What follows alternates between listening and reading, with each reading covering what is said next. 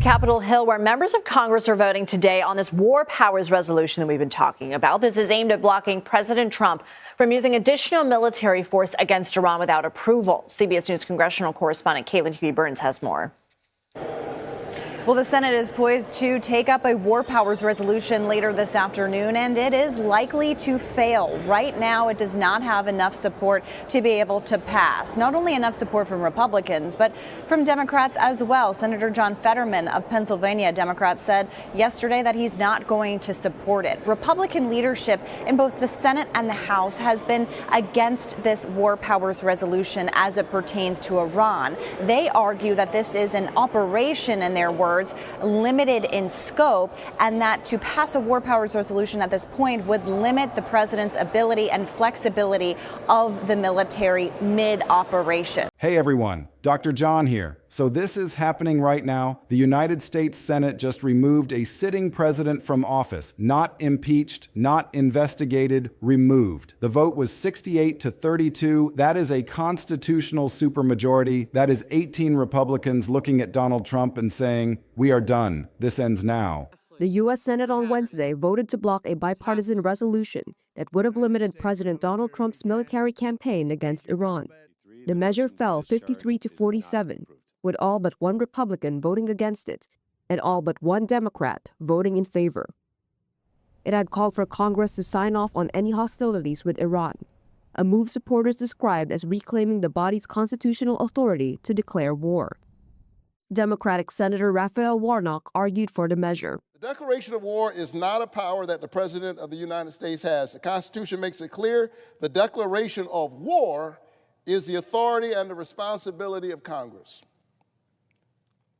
Presidents of both parties, yes, they have engaged in military operations, but the declaration of war belongs to this body. We are living through something that most people believed was literally impossible in American politics. For decades, impeachment and removal were treated as theoretical constructs, constitutional mechanisms that existed on paper but would never actually be used. The founders put them there as a last resort, a nuclear option, something so extreme that it would only happen in the most catastrophic circumstances. And those circumstances have arrived. Trump is out. The transfer of power has happened. J.D. Vance is now the President of the United States. And if you think this is just another news cycle, if you think this is just political drama that will fade in a few days, you are missing the magnitude of what just occurred. Historians will write books about this moment. Constitutional scholars will debate it for generations. And we are watching it happen in real time. Let me take you inside exactly what happened, why 18 Republicans finally broke ranks, what this means for the country moving forward, and why the political and legal implications are only just beginning to unfold. Here is what you need to understand about the vote. 68-32 is not close. That is not a narrow margin where a few moderates flipped and the rest held the line. That is a supermajority. That is a decisive, unambiguous statement from the Senate that Donald Trump's conduct had crossed a line that could not be ignored. The charges were abuse of power, war powers violations, and unauthorized military escalation. In plain English, Trump went to war without asking Congress. Not once, not twice, repeatedly. Iran, Venezuela. Military operations launched without congressional approval, without debate, without the constitutional checks that the founders put in place specifically to prevent one person from unilaterally deciding to send Americans into combat. Trump claimed he had unlimited executive authority. He claimed he could do whatever he wanted. He dismissed every attempt by Congress to assert its constitutional role as partisan witch hunts. He treated the separation of powers like an inconvenience. And for months, Republicans protected him. Every war powers resolution that Democrats pushed was defeated along party lines, 53-47 every single time. The pattern was predictable. Republicans fell in line, Democrats pushed back. Nothing changed until something did.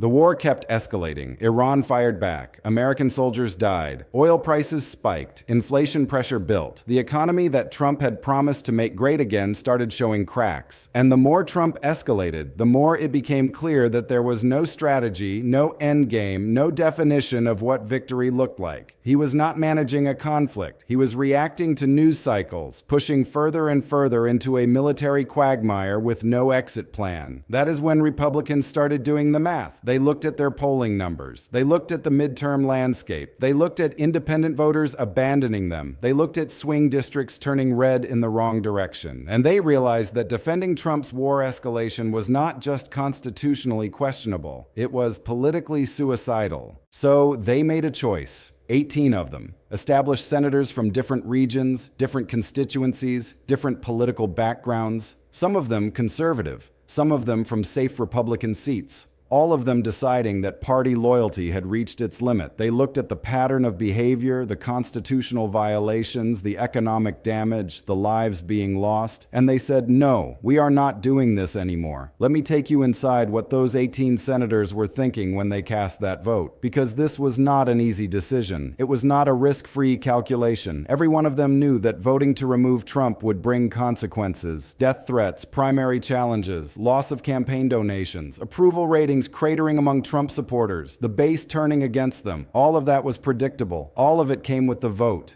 But here is what they were weighing against those costs. The war was escalating. American soldiers were dying. Oil prices were spiking, which meant inflation was creeping up, which meant Trump's entire economic message was unraveling. The promise of growth, stability, prosperity, all of it was being undermined by a conflict that had no clear purpose and no end in sight. And the midterms were coming. Republicans were looking at polling that showed independent voters abandoning them in droves. Swing districts were shifting. The narrow majority in the House was at risk. And if Republicans lost control of Congress because they were seen as enabling a president who was ignoring the Constitution and launching unauthorized wars, that would be worse for the party than losing Trump. So they did the calculation. Political survival, party survival, the Constitution, the economy, all of it pointed in one direction. Trump had to go. And here is the thing that people are missing. This was not a betrayal of conservative principles. This was a defense of them. The Constitution is the foundation of American conservatism. Separation of powers is not a democratic idea. It is not a partisan concept. It is the structure that the founders built to prevent tyranny. And Trump was treating it like it did not apply to him. He was claiming unlimited executive authority. He was launching wars without congressional approval. He was ignoring the war powers resolutions that Congress passed. He was acting like an absolute monarch in a system designed to prevent exactly that. The 18 Republicans who voted to convict were not becoming Democrats. They were not abandoning conservatism. They were defending the constitutional framework that conservatism is supposed to protect. And that is why this vote matters so much. It is not just about Trump. It is about whether the Republican Party is a party of constitutional governance or a party of one man's unlimited power. And for one day, for one vote, enough of them chose the Constitution. Now let me talk about what happens next, because the removal of a president does not happen in a vacuum. It changes everything. J.D. Vance is now president. That is not a small shift. That is a fundamental change in the power structure of the American government. Vance is a different kind of politician than Trump. He is more traditional. He is more institutional. He respects Congress. He understands how to build coalitions. He is not going to launch military operations without approval. He is not going to claim unlimited executive authority. He is not going to treat the Constitution like a suggestion. For the Republican senators who voted to convict, that is a relief. They no longer have to worry about what Trump might do next. They no longer have to defend escalating wars with no endgame. They no longer have to explain to their constituents why they are enabling a president who ignores the Constitution. The pattern of escalation stops. The constitutional violations stop. The political pressure to fall in line stops. But for Trump supporters, this is a betrayal. They voted for Trump's second term. They wanted Trump's policies. They wanted Trump's style. They wanted Trump's approach to governing. And now they have Vance. Vance has some of the same policy goals, but his personality is different. His relationship with Congress is different. His communication style is different. He does not attack the media the same way. He does not use social media the same way. He does not have the same inflammatory rhetoric. There's going to be friction. There's going to be resentment. There are going to be Trump supporters who feel like they did not get what they voted for. And that tension is going to play out inside the Republican Party for years. This fractures the Republican Party in a way that is going to have lasting consequences. We already knew there were divisions. We already knew there were tensions between different wings of the party. But this makes it visible. It makes it concrete. It makes it real in a way that abstract policy disagreements do not. 18 senators basically said, we are not going to follow Trump's lead anymore. We are not going to blindly support whatever Trump wants. We are going to vote our conscience. We are going to vote for what we think is right. That is still only 18 out of the Republican caucus. It is not a majority. It is not even close to a majority. But it is enough to break party unity. It is enough to show that Trump does not have automatic Republican support anymore. It is enough to show that the party is not monolithic. In politics, that matters. It changes how coalitions are built. It changes how legislation gets passed. It changes how the party operates. When Vance proposes something, he cannot just assume all Republicans are going to vote for it automatically. He has to actually convince them. He has to actually build coalitions. He has to actually negotiate and persuade and make the case. That is how Congress is supposed to work. Trump broke that system. Vance is probably going to try to rebuild it. The economic implications are enormous. The Iran war was spiking oil prices. That was putting pressure on inflation. That was undercutting Trump's whole economic growth message. That was creating uncertainty in the markets. By removing Trump, the Senate de-escalated the situation without having to wait years or decades for the conflict to burn itself out. Vance is going to wind down the military operations in Iran. He is going to try to normalize relations. He is going to try to bring oil prices down. That should take pressure off inflation. That should give the economy some breathing room heading into the midterms. For Republicans, that is strategically important. If inflation comes back down and oil prices stabilize and the economy starts looking stronger, Republicans have a much better story to tell in 2026. They can say, look, Trump got too aggressive militarily, so we removed him. Vance took over, and now things are stabilizing. See how the system works. See how checks and balances matter. That is a good political narrative. That is something you can run on. But Trump supporters are not going to see it that way. They are going to see it as betrayal. They are going to see those 18 senators as traitors. And that is going to create divisions heading into 2026. Democrats are going to be fired up in a way that matters. They actually won an impeachment. They actually got a president removed. That is a major political victory. It is something Democrats have been fighting for, pushing for, talking about for years. And they achieved it. That is going to energize their base. It is going to drive turnout. It is going to get people excited about voting in 2026. Democrats are going to use this in their messaging. They are going to say, we were right about Trump.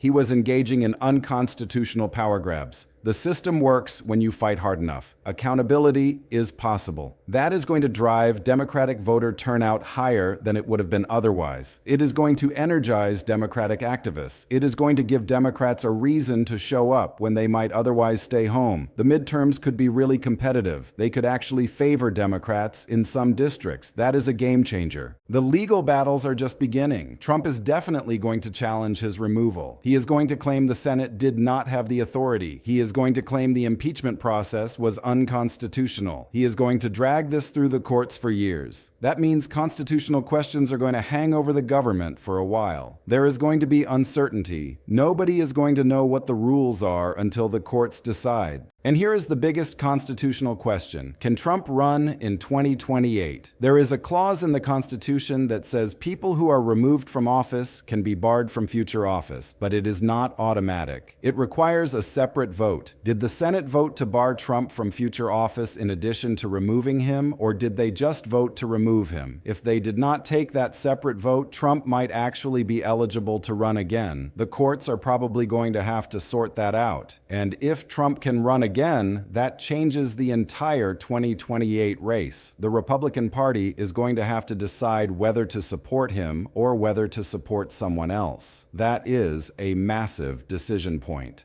What happens in Iran? This is not just political theater. Real people are getting hurt. Real soldiers are dying. Real economic consequences are happening. By removing Trump, the government shifted military policy in a major way. Vance is going to take a different approach. He is going to try to de-escalate. He is going to try to negotiate instead of escalating more and more. That could lead to a better outcome. It could lead to a faster resolution. Or it could look weak to Trump supporters. Or it could anger Iran and make things worse. Nobody knows yet. But the military situation situation is going to change because of this political change. That is not just political theater. That is real governance happening. Let me break this down to the 3 points that matter most. The system actually worked. The Senate voted. The supermajority was there. Trump is out. Vance is in. That is how the Constitution is supposed to work. It is supposed to be hard to remove a president. It is supposed to require a supermajority. It is supposed to be a big deal, but it is supposed to be possible. And it worked. The checks and balances that the founders designed, the mechanisms they put in place to prevent tyranny, the last resort option they created for when a president goes too far, all of it functioned exactly as intended. This fractures the Republican Party, but it might save the economy. 18 Republicans decided that protecting the Constitution was more important than protecting Trump. That is either heroic or traitorous, depending on your perspective. But it also means the war escalation stops, oil prices stabilize, inflation pressure eases. Republicans have a better economic story heading into 2026. That is significant. Whether the economic gains outweigh the base defection is the question nobody can answer yet. This energizes Democrats and creates uncertainty for Republicans. Democrats got a huge win. They are going to use it in 2026. Republicans are fractured. Nobody knows if Trump can run in 2028. The legal battles are just beginning. We are heading into a period of major political uncertainty and upheaval. The midterms could be competitive in ways nobody predicted. The 2028 race could be shaped by a former president trying to come back. The constitutional questions could linger for years. So here is where we stand. The Senate removed a sitting president, 68 to 32. 18 Republicans crossed the line. The charges were abuse of power, war powers violations, unauthorized military escalation. Trump went to war without Congress. He claimed unlimited executive authority. He treated the Constitution like it did not apply to him. And enough Republicans finally said, no, this ends now. The transfer of power has happened. J.D. Vance is president. The war is going to de-escalate.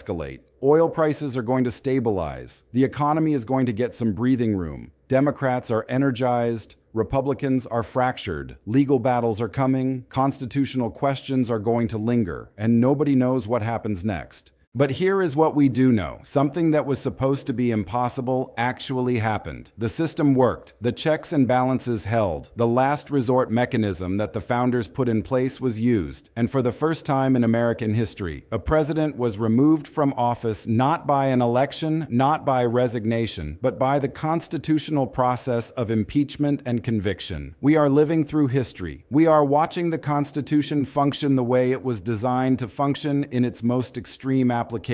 And we are going to be right here covering what comes next, because this is not the end. This is the beginning of something new, and nobody knows where it goes from here.